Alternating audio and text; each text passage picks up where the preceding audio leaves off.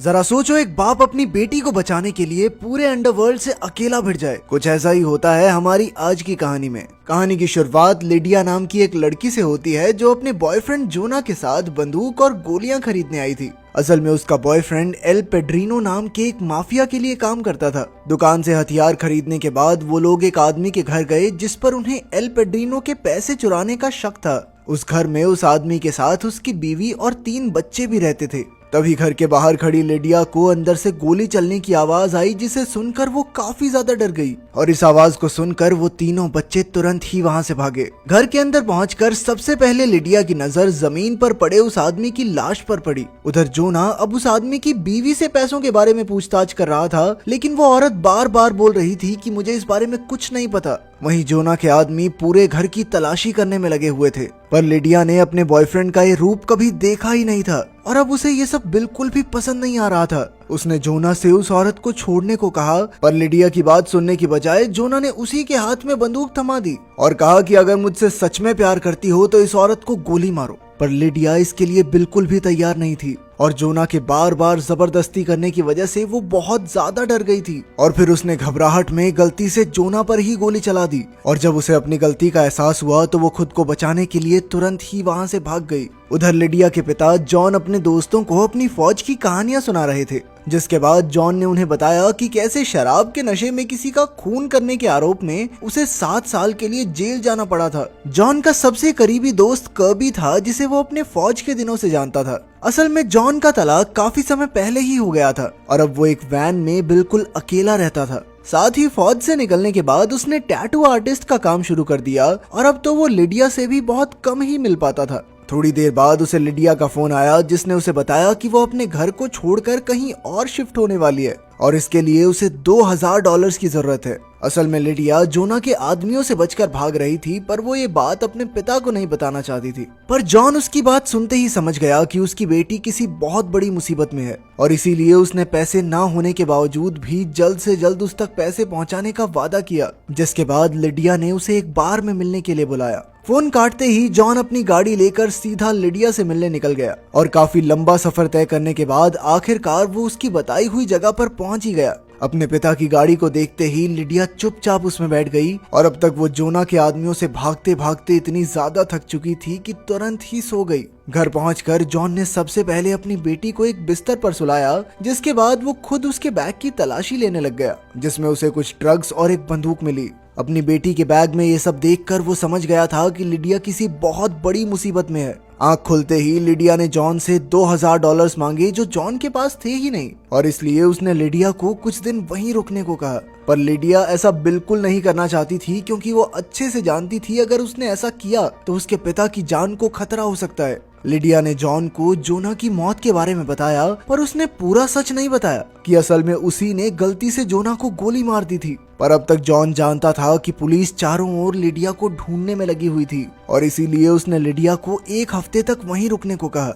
उसी शाम जॉन ने कर्बी से $2000 उधार मांगे, जिसके लिए उसने साफ इनकार कर दिया। असल में कर्बी का मानना था कि लिडिया इन पैसों को नशों में बर्बाद कर देगी और इसीलिए उन्हें सबसे पहले लिडिया को डॉक्टर के पास ले जाना चाहिए। उसी रात कुछ आदमी जॉन से टैटू बनवाने के बहाने उसके पास आए, पर उन्हें देखते ही वो समझ गया था कि वो लिडिया को लेने आए हैं और इसीलिए उसने तुरंत ही सभी दरवाजे और खिड़कियां बंद कर दिए, जिसके बाद उन लोगों ने उसकी वैन को तोड़ना शुरू कर दिया। पर तभी कर्बी और उसके साथ ही जॉन की मदद करने के लिए वहां पहुंच गए, जिसके बाद उन आदमियों के पास वहां से भागने के सिवा और कोई चारा नहीं था। अपनी बेटी की जान बचाने के लिए जॉन ने तुरंत ही अपनी जगह बदलने का फैसला किया, जिसके बाद वो लिडिया के साथ तुरंत ही एक नई जगह के लिए निकल गया। अब तक लिडिया भी समझ गई थी कि पुलिस के साथ साथ एल पार्डिनो के आदमी भी उसे ढूंढ रहे हैं, इसलिए उसने अपने पिता को पूरी सच्चाई बताने का फैसला किया। रास्ते में वो लोग एक होटल में रुके, पर नींद न आने की वजह से लिडिया वॉक करने के लिए बाहर आ गई, जहां उसने रिसेप्शनिस्ट से बात करना शुरू कर दिया।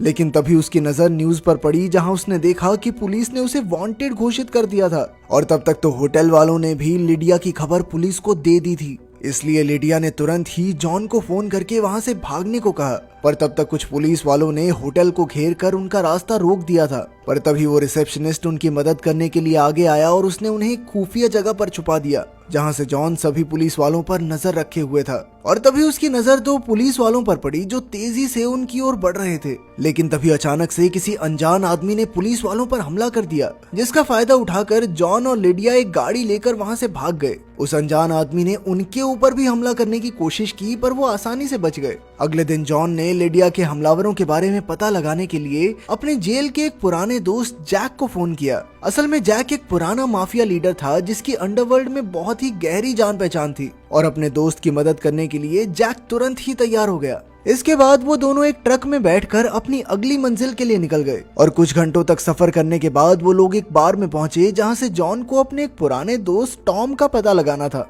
पर जॉन के साथ लिडिया को देखकर बारटेंडर ने उसे टॉम का पता बताने से साफ इनकार कर दिया, जिसके बाद जॉन कर्बी से मदद मांगने के लिए उसे फोन करने चला गया। लेकिन इधर लिडिया ने अपनी अदाओं की मदद से बारटेंडर से टॉम का पता निकलवा ही लिया, जिसके बाद वो दोनों लिफ्ट लेकर टॉम के घर पहुंच गए। जहां पहुंचते ही जॉन ने टॉम से अपने पैसे और हार्ले बाइक दोनों वापस मांगे, जो उसने कई साल पहले टॉम को संभालने के लिए दिए थे। पर टॉम का कहना था कि अभी तो नहीं है मेरे पास पैसे, बाद में दे दूंगा।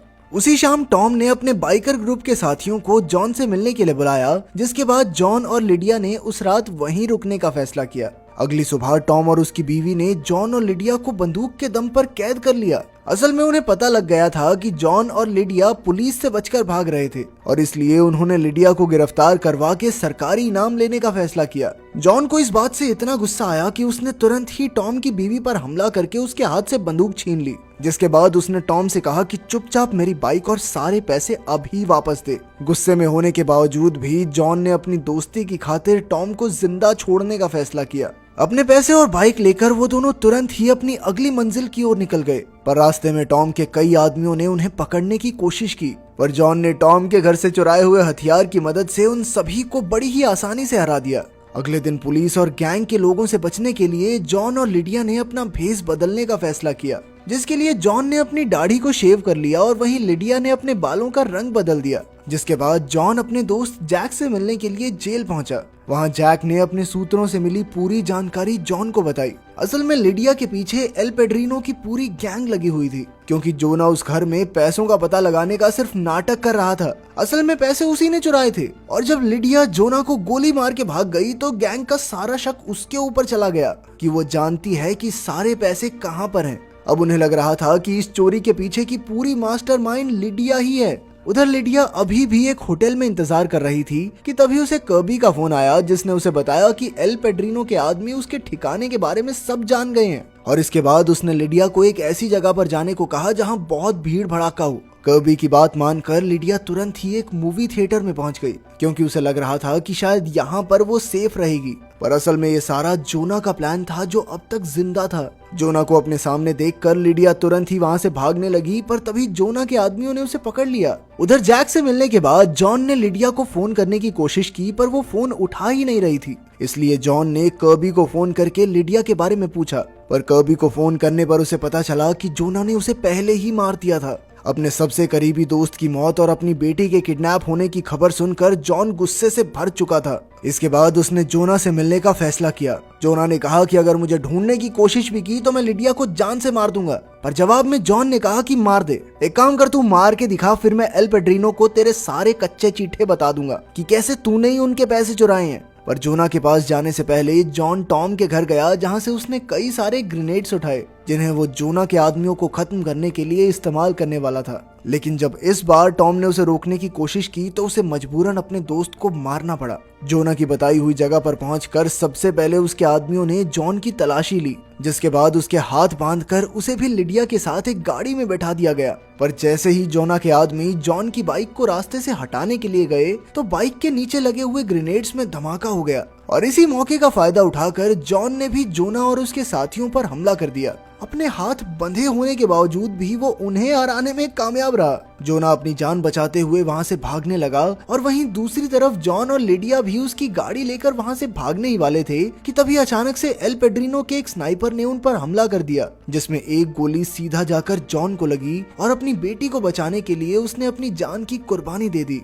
थोड़ी देर बाद पुलिस ने वहां आकर जोना को अरेस्ट कर लिया, जिसके बाद उसे उसी जेल में भेज दिया गया जहां जैक पहले से ही बंद था। और उसने अपने दोस्त की मौत का बदला लेने के लिए जोना को पहले ही दिन एहसास करवा दिया कि जेल में उसका समय अच्छा तो नहीं होने वाला। मुझे तो जॉन के मरने का बहुत दुख हुआ। बाकी आपके हिसाब से कहानी की एंडिंग कैसी होनी चाहिए थी, कमेंट्स में जरूर बताना। मिलते हैं अगली वीडियो में।